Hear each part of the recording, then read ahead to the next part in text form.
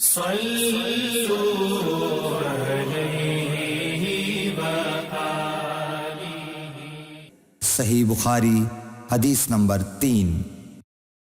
حضرت صلی اللہ علیہ وآلہ وسلم پر وحی کا ابتدائی دور اچھے سچے پاکیزہ خوابوں سے شروع ہوا۔ آپ خواب میں جو کچھ دیکھتے وہ صبح کی روشنی کی طرح صحیح اور سچا ثابت ہوتا۔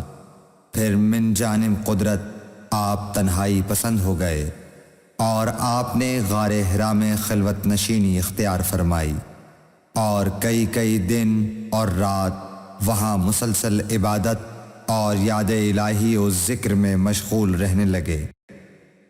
جب تک گھر آنے کو دل نہ چاہتا توشہ ہمراہ لیے ہوئے وہاں رہتے۔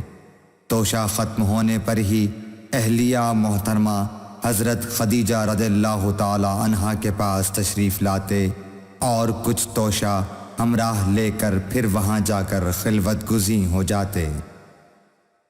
یہی طریقہ جاری رہا یہاں تک کہ آپ پر حق منکشف ہو گیا اور آپ غار حرا ہی میں قیام پذیر تھے کہ اچانک حضرت جبرائیل علیہ السلام آپ کے پاس حاضر ہوئے اور کہنے لگے کہ اے محمد پڑھو۔ آپ فرماتے ہیں کہ میں نے کہا کہ میں پڑھنا نہیں جانتا۔ آپ صلی اللہ علیہ وسلم فرماتے ہیں کہ فرشتے نے مجھے پکڑ کر اتنے زور سے بھینچا کہ میری طاقت جواب دے گئی۔ پھر مجھے چھوڑ کر کہا پڑھو۔ میں نے پھر وہی جواب دیا کہ میں پڑھا ہوا نہیں ہوں۔ اس فرشتے نے مجھ کو نہایت ہی زور سے بھینچا کہ مجھ کو سخت تکلیف محسوس ہوئی۔ پھر اس نے کہا کہ پڑھ۔ میں نے کہا میں پڑھا ہوا نہیں ہوں۔ فرشتے نے تیسری بار مجھ کو پکڑا اور تیسری مرتبہ پھر مجھ کو بھینچا، پھر مجھے چھوڑ دیا اور کہنے لگا کہ پڑھو اپنے رب کے نام کی مدد سے جس نے پیدا کیا اور انسان کو خون کی پھٹکی سے بنایا۔ پڑھو اور آپ کا رب بہت ہی مہربانیاں کرنے والا ہے۔ بس یہی آیتیں آپ حضرت جبرائیل علیہ السلام سے سن کر اس حال میں غار حرا سے واپس ہوئے کہ آپ کا دل اس انوکھے واقعے سے کانپ رہا تھا۔ آپ حضرت خدیجہ کے ہاں تشریف لائے اور فرمایا کہ مجھے کمبل اوڑھا دو، مجھے کمبل اوڑھا دو۔ لوگوں نے آپ کو کمبل اوڑھا دیا۔ جب آپ کا ڈر جاتا رہا تو آپ نے اپنی زوجہ محترمہ حضرت خدیجہ رضی اللہ تعالی عنہا کو تفصیل کے ساتھ یہ واقعہ سنایا اور فرمانے لگے کہ مجھ کو اب اپنی جان کا خوف ہو گیا ہے۔ آپ کی اہلیہ محترمہ حضرت خدیجہ رضی اللہ تعالی عنہا نے آپ کی ڈھارس بندھائی اور کہا کہ آپ کا خیال صحیح نہیں ہے۔ اللہ کی قسم آپ کو اللہ کبھی رسوا نہیں کرے گا۔ آپ تو اخلاق فاضلہ کے مالک ہیں، آپ تو کنبہ پرور ہیں، بے کسوں کا بوجھ اپنے سر پر رکھتے ہیں، مفلسوں کے لیے آپ کماتے ہیں، مہمان نوازی میں آپ بے مثال ہیں اور مشکل وقت میں آپ امر حق کا ساتھ دیتے ہیں۔ ایسے اوصاف حسنہ والا انسان یوں بے وقت ذلت و خواری کی موت نہیں پا سکتا۔ پھر مزید تسلی کے لیے حضرت خدیجہ رضی اللہ تعالی عنہا آپ کو ورقہ بن نوفل کے پاس لے گئیں جو ان کے چچا زاد بھائی تھے اور زمانہ جاہلیت میں نصرانی مذہب اختیار کر چکے تھے اور عبرانی زبان کے کاتب تھے۔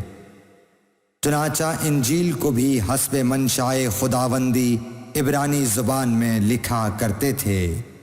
انجیل سریانی زبان میں نازل ہوئی تھی، پھر اس کا ترجمہ عبرانی زبان میں ہوا۔ ورقہ اسی کو لکھتے تھے۔ وہ بہت بوڑھے ہو گئے تھے، یہاں تک کہ ان کی بینائی بھی رخصت ہو چکی تھی۔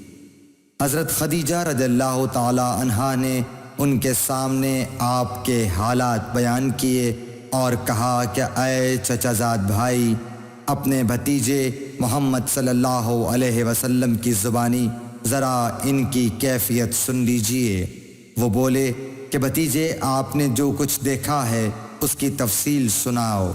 چنانچہ آپ صلی اللہ علیہ وآلہ وسلم نے از اول تا آخر پورا واقعہ سنایا، جسے سن کر ورقہ بے اختیار ہو کر بول اٹھے کہ یہ تو وہی ناموس معزز رازدان فرشتہ ہے جسے اللہ نے حضرت موسیٰ علیہ السلام پر وحی دے کر بھیجا تھا۔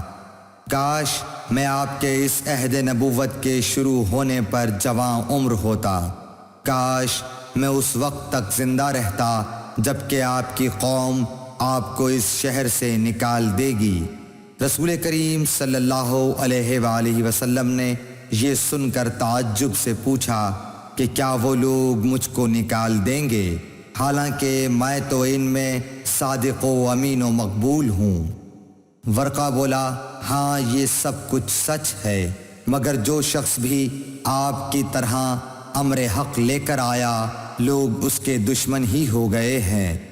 اگر مجھے آپ کی نبوت کا وہ زمانہ مل جائے تو میں آپ کی پوری مدد کروں گا، مگر ورقہ کچھ دنوں کے بعد انتقال کر گئے، پھر کچھ عرصے تک وحی کی آمد موقوف رہی۔ صحیح بخاری حدیث نمبر 3۔